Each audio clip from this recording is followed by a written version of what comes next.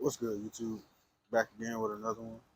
This is Thomas Jr. the Barber. I'm currently here at Klassy Kuts in Snellville.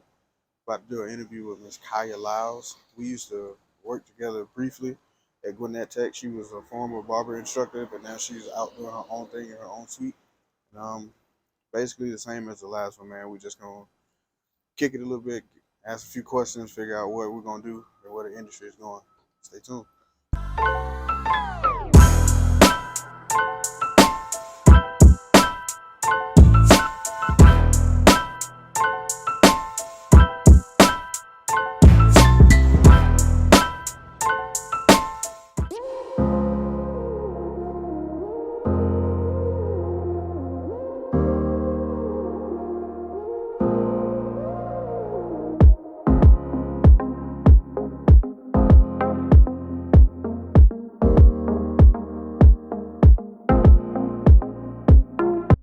But for starters, I met you when I got hired at Gwinnett Tech. I'm a barber instructor still. You used to be a barber instructor at Gwinnett Tech. If you can just tell the people your name and you know what you do. My name is Kiah Lyles. They call me Lady K. I am a master barber and a barber instructor as well. No, you still do it? Like you still like have? Do you do apprenticeships or you do stuff on the side? You still do classes? I do stuff on the side. I do in here in my suite. I do one-on-one classes. I remember this past summer I had a young lady that her daughter, the lady across the hall, her daughter wanted to learn how to cut hair. So I did a one-on-one with her, and I've done it with a few of my clients that have come in the past. So yeah, I do a little bit. Yeah, that's what's up. Glad you're still doing it. Glad you still have an interest to teach because it's not a lot of us that have that or have the ability and the will to want to do it. But like I told you through the messages we were having, this is going to be a real quick interview, a couple questions or whatever. First one, how long have you been a barber and where did you start? I have been a barber for about 14 years. And I started, I guess the beginning, I had a cousin a long time ago that he used to tell me, cut my hair, and I was like, cut your hair. And but I started doing, he had a pair of clippers, and I started doing, he kind of walked me through it. But quickly I picked up on it, you know, it's kind of like it was natural. And but I left it alone for a while, and that probably was in 2003 maybe.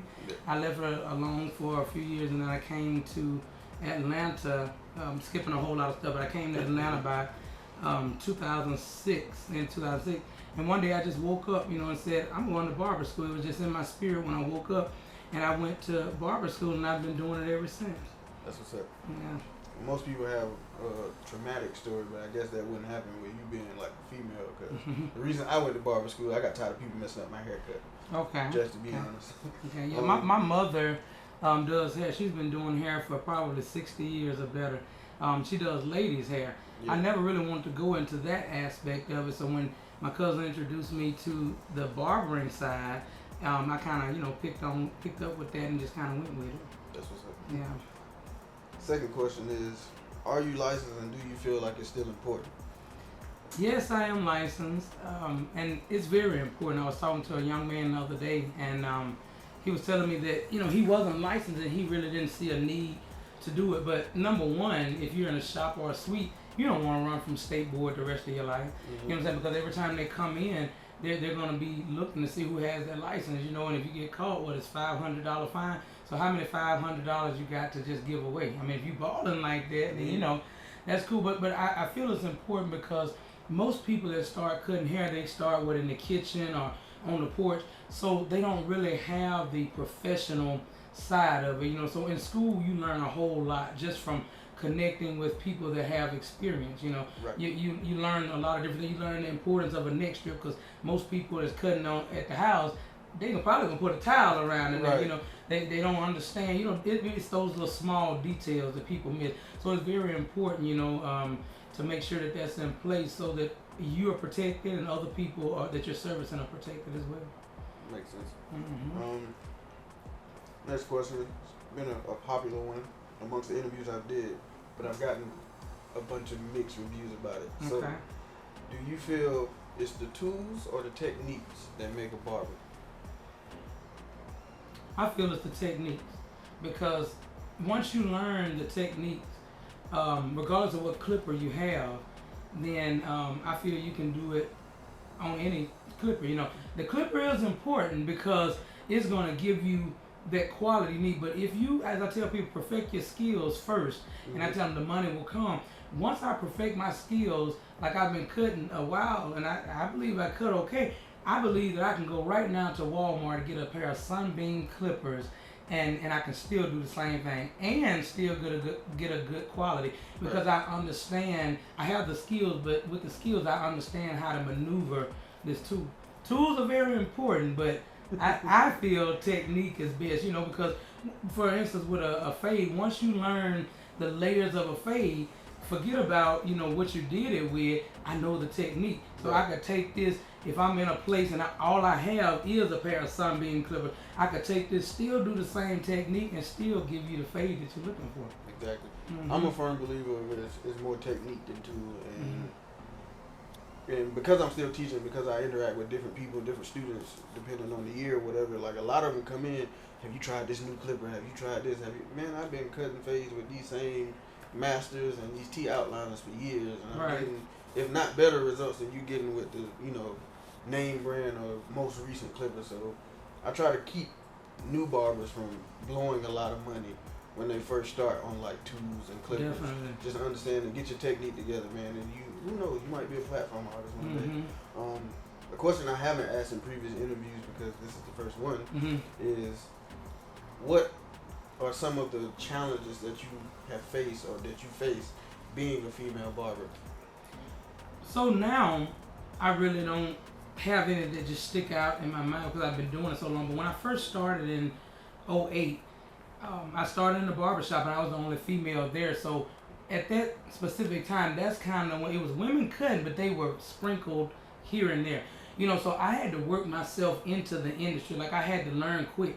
And you pick up certain things from school, but I had to learn when I got in the shop actually how things go. So thankfully, the shop that I ended up in, the owner, along with some of the other barbers there, they took me under their wing and they groomed me. Like they made me, some of them made me cut their hair, you know, when they found out what I was having challenges with. Now they were getting a free haircut, but I was gaining the knowledge and the skill. They were walking me through it as I was cutting it, you know, and just telling me what I need to do. I remember temp fades was hard for me at one time, ball fades, because I was just trying to figure out, you know, how to get that blend perfect. So every week they wanted a haircut, they was going to church or whatever, so I would cut their hair. But I used to sit up and watch, because of course being new in the shop trying to build clientele, but the clientele was coming because they already had a reputation.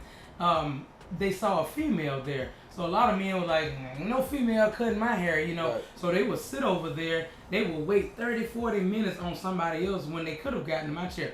I didn't get upset, you know. It didn't bother me at all. I just knew in my head it was like, I just have to prove myself, you know. So sooner or later somebody would come in while they were sitting there, and I got the opportunity to cut their hair. And at that moment I felt like I was a platform artist because I knew that they were watching. And then I would listen to them when they finally got in that barber chair they were waiting on.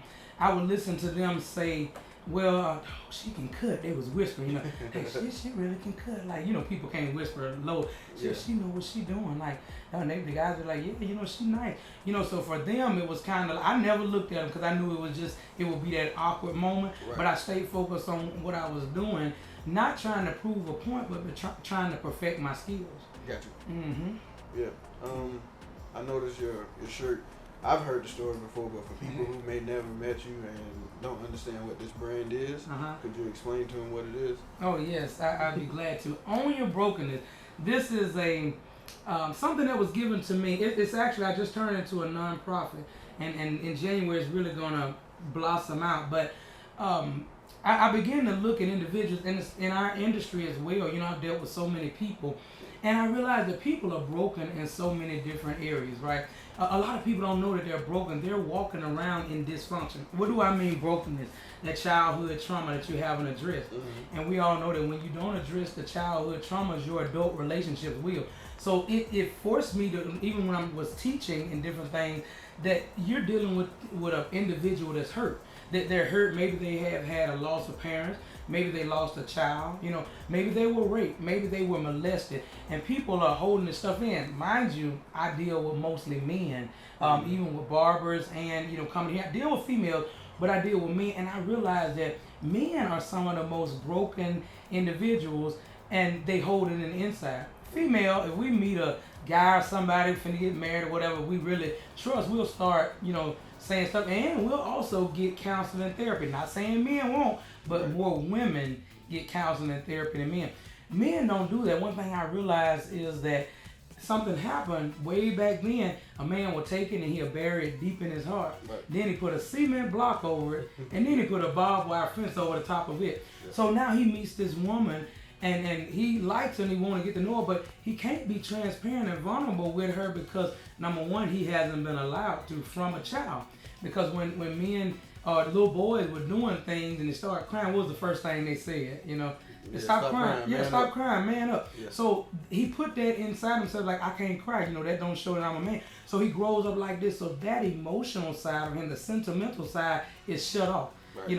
So when he get to this adult place and she said, well, baby, you're not into, I feel like we're not in tune. I feel like you're not emotionally connected. And he's saying inside of himself, I want to be, but I don't know how to. Gotcha. You know what I'm saying? So yeah, I just realized that we have to start healing our communities one person at a time. Mm-hmm. So this t-shirt is a conversation starter, so when people see it, own your brokenness, some people say, what do you mean by brokenness? That's an opportunity to tell them.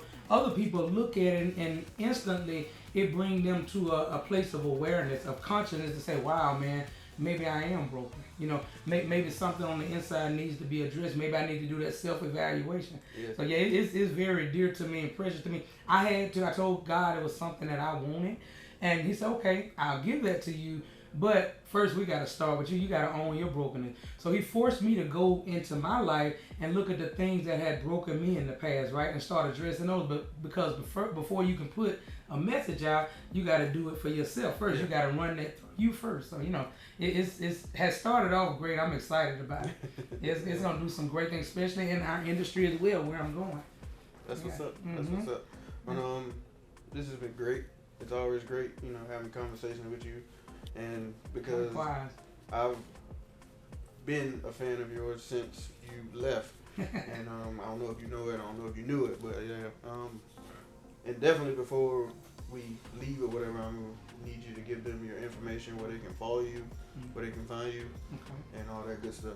Okay, I appreciate it. No, I didn't know that I had a fan, but it's always, great to have somebody follow me. I always say you never know who's using your life as a blueprint for theirs, and it may not even be your whole life. It may be a piece of your life, your experiences. So I appreciate that. Yeah. You can follow me. My name is Kiah Lyles, KIAH. Follow me on all social media platforms. But my biggest thing, own your brokenness. That's where I'm going now with my nonprofit. The barbering will be added into that as well. But own your brokenness on all social media platforms. On Twitter, it's OY Brokenness. If you all could follow me and leave your comments. YouTube channel, I have a YouTube as well, Own Your Brokenness. So definitely check me out and look at some great things coming down the tunnel. So I'm excited about it. All right, this has been amazing.